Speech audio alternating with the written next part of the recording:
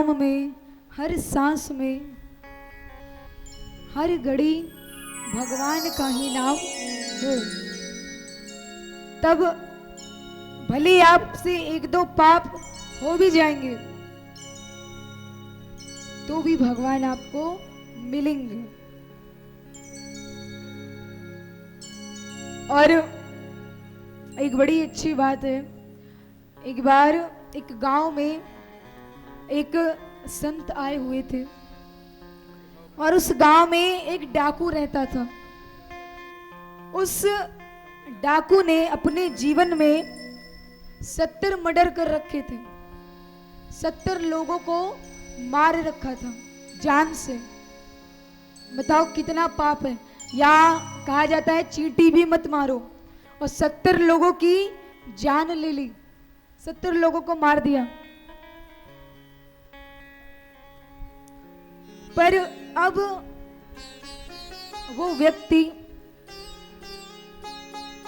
अपने इस करनी का पश्चाताप करना चाहता है। तो उसे जब पता चला कि मेरे गांव में महात्मा आए हुए हैं, तो वो जाता है और महात्मा जी से कहता है, महात्मा जी मैंने अपने जीवन में बहुत पाप किए, 70 लोगों का खून कर दिया, मार दिया। तो आप बताइए, अगर मैं मन से इसका पश्चाताप करूंगा तो आप उपाय बताइए कि मैं क्या करूं कि जो मेरा कर्म है, मेरा पाप है, वो भले ही ना मिटे पर कम हो जाए। तो महाराज कहते हैं कि बेटा तुम एक काम करो, उसको एक सफेद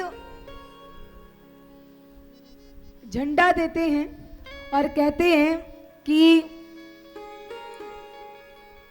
इस झंडे को तुम लेकर जाओ और जितने भी तीर्थ हैं, धाम है प्रसिद्ध, उन सभी तीर्थों में जाओ, परिक्रमा करो, दान पुण्य करो, कुछ साधु संतों को भोजन करवाओ, सभी जितनी पवित्र नदियां हैं, गंगा, गोदावरी, सरयू जी, यमुना जी, सब में स्नान, ध्यान, पूजा करो। और ध्यान रखना, अब तुम्हारे पांव से एक चींटी भी ना मरे। अब वो पूरी तैयारी से, सच्चे मन से, बड़े भाव से जाता है। अब उस व्यक्ति ने सारे तीर्थ घूम लिए, सारी नदियों में स्नान कर लिया, कम से कम हजारों सैकड़ों ब्राह्मणों को, जो भी ब्राह्मण, जो भी संत साधु उसको दिखता, कुछ ना कुछ दे देता, कुछ ना कुछ खिला देता, कुछ ना कुछ उसको देता, दान करता। तो यहाँ पर उसने जैसा महाराज जी ने कहा सब कुछ किया, तीर्थ गया, घूमा, टहला, लेकिन वो झंडा सफेद से काला नहीं हुआ। और महाराज जी ने कहा था कि जब तक ये सफेद झंडा काला ना हो जाए तब तक समझ लेना कि अभी तक तुम्हारी पाप पूरे नहीं हुए हैं। अब वो बेचारा सारे तीर्थों से लौट आया और उसको महाराज जी पे क्रोध आया कि पता नहीं कौन सा पाखंडी बाबा, पूरा घुमा दिया, कुछ हुआ भी नहीं। अब वो सब तीर्थों से घूमकर लौटकर वापस अपने घर की ओर चला। अब घर की ओर आते आते उसके गांव से थोड़ी दूर पर ही एक जंगल पड़ता था। वो वहीं उस जंगल तक पहुंचा। अब उस जंगल में कुछ डाकुओं ने एक बहन और भाई को पकड़कर बांध रखा था और कोई आभूषण और कुछ पहन रखे होंगे, उसकी चोरी कर रहा था। सारे डाकू उनको धमका रहे थे, लाओ जो भी है वो दे दो। सारे आभूषण उस लड़की के, उस लड़के से सब कुछ चोरी डकैती जो भी कर रहे हो कर रहे थे। अब उसको रोने की, चीखने की आवाज सुनाई दी। वो उसी आवाज को सुनते सुनते वहां तक पहुंचा। उसने कहा कि तुम लोग इसके साथ क्या कर रहे हो, छोड़ दो इन्हें। वो कहते हैं तू कौन है, तुझे किसने बुलाया, अब तू भी आ, तू भी जो लाया है वो दे। अब महाराज कह किससे रहे हैं, जो खुद 70 लोगों को मार के बैठा है, उसको डकैती दिखा रहे हैं। उसने पता नहीं इन जैसे कितनों को मार के ढा कर दिया। तो यहाँ पर वो बार बार समझाता है, पर वो डाकू, वो डकैत नहीं माने।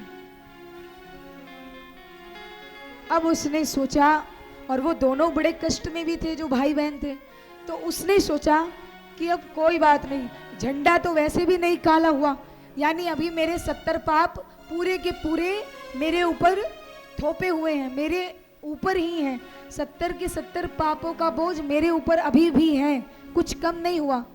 तो चलो, महाराज जी तो पाखंडी निकले, पर अभी मेरे 70 खून हैं। तो 4 लोग और थे, बोले 4 को और मार देंगे, 74 हो जाएंगे।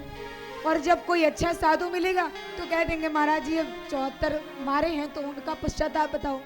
उतर जाते तो भले एक बार में नहीं करता, पर अभी तो सबका सब वैसे ही है। अब उसने 4 को मार दिया और उन दोनों को बचा के सुरक्षित घर पहुंचाया। और जैसे ही उनके घर से लौटा, उनको सुरक्षित घर पहुंचाकर जैसे ही वापस आया, उसका झंडा काला हो गया, पूरा का पूरा झंडा काला। उसने कहा ये कैसे हो गया? पहुंचा दौड़कर, महाराज जी बैठे थे, बोले आओ बेटा, देखा झंडा काला हो गया, तुम्हारे सारे पाप मिट गए। अब थोड़ी बहुत जो सजा है वो मिलेगी, पर चिंता मत करो, आज से बढ़िया सज्जन व्यक्ति की तरह रहना। उसने कहा महाराज जी एक बात बताओ, आपने कहा था कि तीर्थ में जाना, ये करना वो करना, और मैंने सब किया, तहां तक ये झंडा नहीं सफेद काला हुआ, पर आज कुछ ऐसी घटना हो गई, मैंने ऐसा ऐसा किया और उनको घर छोड़ के आए, उसके बाद देखा तो झंडा सफेद। तो महाराज जी मुस्कुराते हैं, बोले बेटा मैंने ये इसीलिए कहा था कि मैं जानता था कि तुझे रास्ते में कोई ना कोई मददगार, कोई ना कोई दीन दुखी जरूर मिलेगा, और तू अगर सच्चे मन से अपनी फिक्र ना करते हुए भी उसकी मदद करता है, तो ही समझ कि तुझे मन से तेरे अंदर अभी भी सहजता है, सबके प्रति प्रेम है। और उसको किसी ने बुलाया, थोड़ा 4 लोग थे, वो चाहते इसको मार देते, पर इसने किसी की चिंता किए बिना अपनी जान जोखिम में डाल के सबको मारा बचाया। और कहते हैं पर हित बस जिनके मन माही,